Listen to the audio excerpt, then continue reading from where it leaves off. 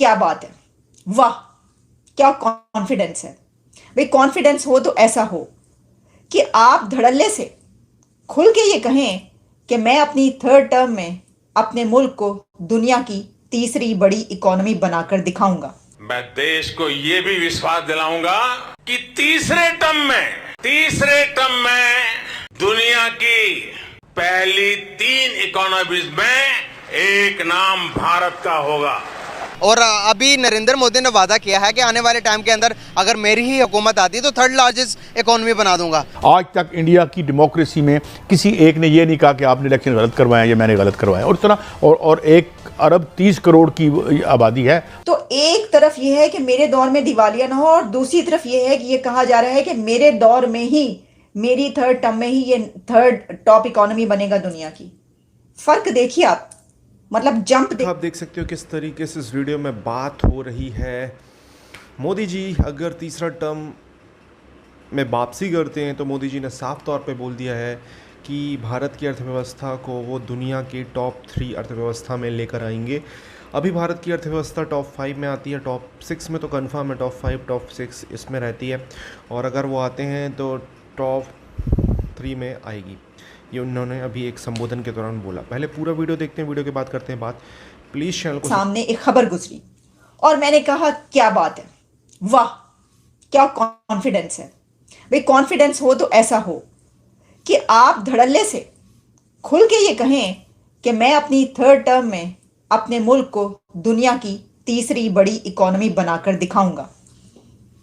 Election से पहले और उस वक्त के जब आपके सामने एक मुश्किल मरहला हो कि नो कॉन्फिडेंस वोट जो अपोजिशन है उसकी बात कर रही हो और आप कहें कि इससे मुझे कोई फर्क नहीं पड़ता क्योंकि मैं जानता हूं जो मैंने काम किया और मैं अपने मुल्क को तीसरी बड़ी थर्ड टॉप इकोनॉमी बनाऊंगा अपनी थर्ड टर्म में। ये किसने कहा, आप समझ गए होंगे। जब ये देखा तो मैंने कहा मुझे बहुत दिलचस्प लगी है सूरत हाल। मैंने कहा इसके ऊपर बात करते हैं ज़रा।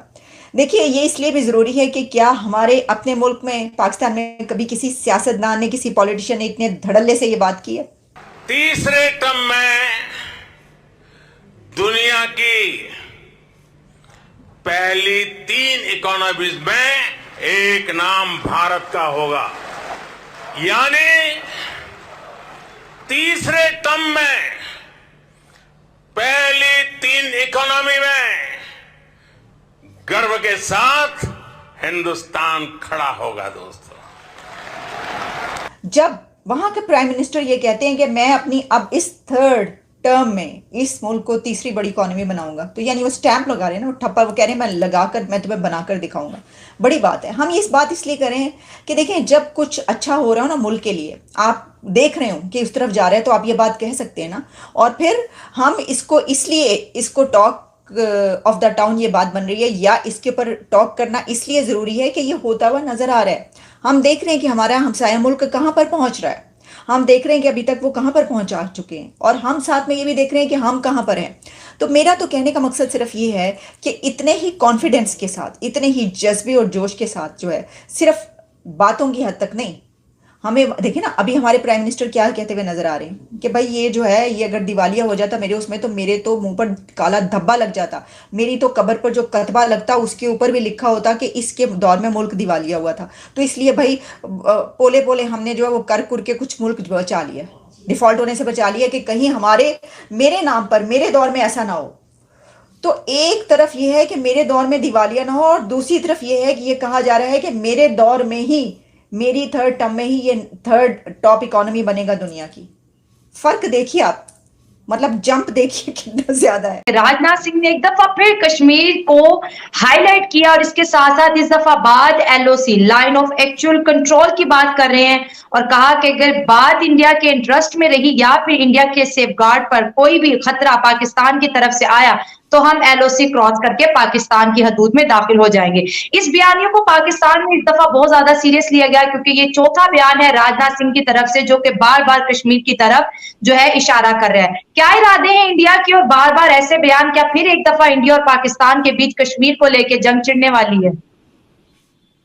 आप ही लोग जैसे यूट्यूबर्स तो आजाद कश्मीर जिसको आप कहते हैं उस वहां जब जाते हैं तो लोग रो रहे होते हैं, लोग परेशान हो रहे होते हैं, लोग बता रहे होते हैं कि हम तो बहुत परेशान हैं, लोग दुहाई दे रहे होते हैं आप लोगों को ही, आप लोगों के बूम में और आप लोगों के कैमरे में ही लोग दुहाई दे रहे होते हैं कि जब हिंदुस्तान और पाकिस्तान जब अलग नहीं हुआ था, ये बंटवारा नहीं हुआ था, तब हमारे पुष्प बहुत खुश रहा करते थे, हम बहुत खुश रहा करते थे।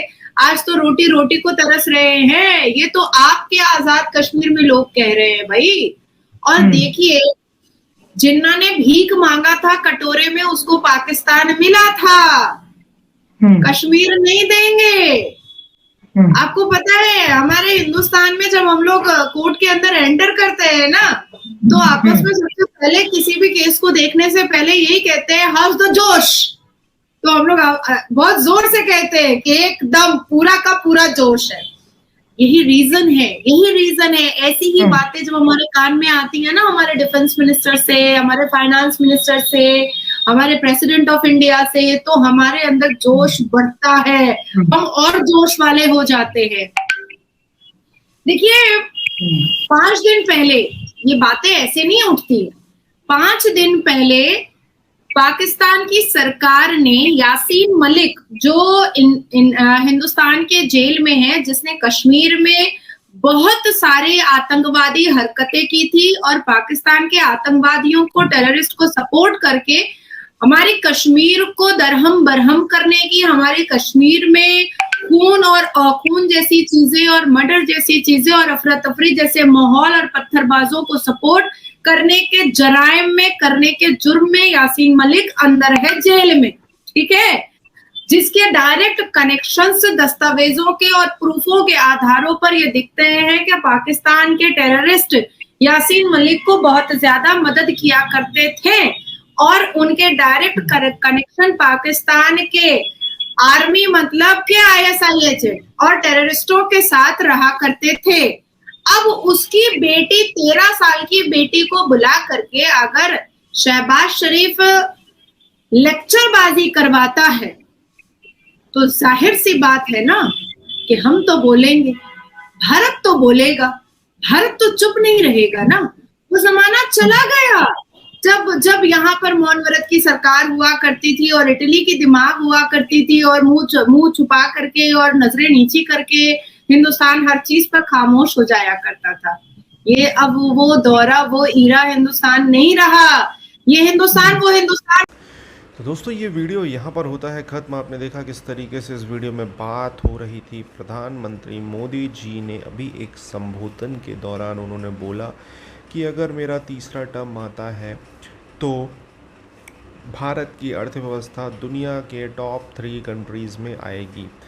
और ये मोदी जी कर भी सकते हैं, क्योंकि मोदी जी ने जो जो वादे किए थे उसमें बहुत सारे वादे पूरे किए हैं।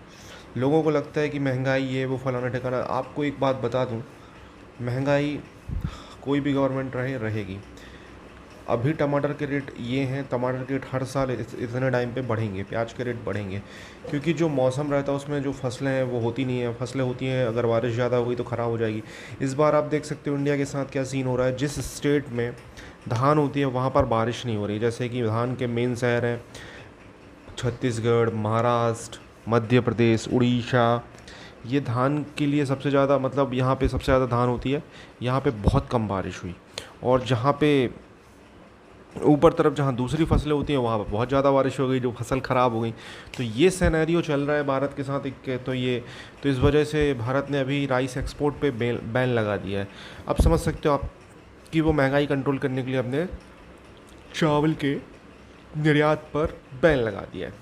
अब भारत का अगर लक चला, मतलब लक इन द सेंस कह रहा हूँ मैं, जैसे कि बारिश वगैरह सही होनी चाहिए, जिस जगह पर नहीं होती वहाँ होनी चाहिए, जहाँ होती है वहाँ पे कम हो तो अच्छा रहे, जितना होना उतना हो। तो फिर डेफिनेटली आप समझें कि भारत इस स्तर पे तो पहुँचेगा कि हम जो एक्सपोर्ट पर बैन लगा रहे हैं, 140 कंट्रीज़ हमारे मतलब लिए बोल रहे हैं कि एक्सपोर्ट बैन मत करिए, ये ना करिए। अब देखते हैं होता क्या है। आपको क्या कहना है? अब धान की फसल आएगी दिवाली तक तो पता चल जाएगा। आप बताइए आपको क्या कहना है। जय हिंद दोस्तों। भारत के थर्ड इकोनॉमी में प्रवेश कर पाएगा, दुनिया की 3 सबसे बड़ी अर्थव्यवस्थाओं में प्रवेश कर पाएगा या नहीं? जय हिंद।